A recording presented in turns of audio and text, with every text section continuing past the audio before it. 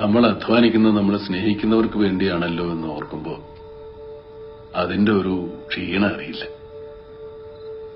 നമ്മളിവിടുന്ന് അയച്ചു കൊടുക്കുന്ന പൈസക്ക് അവിടെ ഒരു കാര്യം നടന്നു എന്നറിയുമ്പോൾ ഒരു സന്തോഷ. ഞങ്ങള് പലരും മനസ്സ് നാട്ടിൽ വെച്ചിട്ട് ശരീരം മാത്രമേ ഇങ്ങോട്ട് കൊണ്ടുവരുള്ളൂ. എന്താ ജോലി, എത്രയാ ശമ്പളമൊന്നും ഭാര്യയോട് പോലും പറഞ്ഞിട്ടില്ല. നാണക്കേടായിട്ടല്ല, കഷ്ടപ്പാട് അറിയിക്കണ്ടെന്ന് കരുതിയിട്ട. ഇപ്പൊ ഒരു 10,000 രൂപ നാട്ടിലേക്ക് അയക്കുമ്പോൾ വീട്ടുകാരെന്താ വിചാരിക്കണേ? 20,000 കിട്ടി, അതിൽ 10 മിച്ചം വെച്ചു 10 അയച്ചോളുന്ന.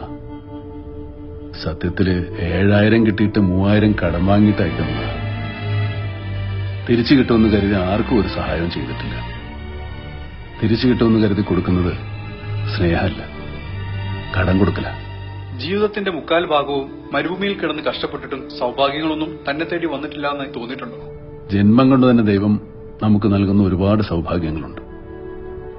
സ്നേഹമുള്ള ഒരമ്മയുടെ മകനായിട്ട് ജനിക്കുക, സഹോദരന്മാര്, അവരുടെ മക്കള്, നമ്മളെ മനസ്സിലാക്കുന്ന ഒരു ഭാര്യ, ജീവിതകാലം മുഴുവൻ കൂടെ നിൽക്കുന്ന ഒരു ചങ്ങാതി.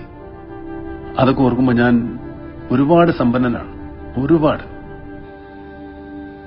മക്കൾക്കൊക്കെ ഞങ്ങള് വിരുന്നുകാരാ. വല്ലപ്പോഴുമൊക്കെ അവർക്ക് സമ്മാനങ്ങളുമായിട്ട് വരുന്ന വിരുന്നുകാര്. മക്കളുടെ പ്രായമുള്ള കുട്ടികളെ കാണുമ്പോൾ നമുക്ക് മക്കളുടെ ഓർമ്മ വരും.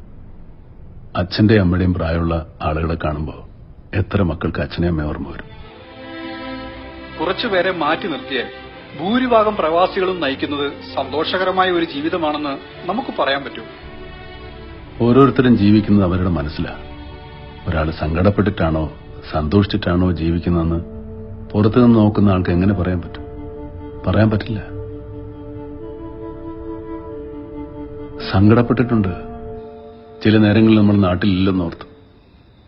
ചന്ദ്രേട്ടൻ സ്കൂട്ടറിൽ നിന്ന് വീണ് കിടപ്പിലായപ്പോ, നാളെനിക്ക് തൊണ്ടയ്ക്ക് സുഖമില്ലാണ്ട് ഭക്ഷണം കഴിക്കാൻ വയ്യാണ്ടായപ്പോ,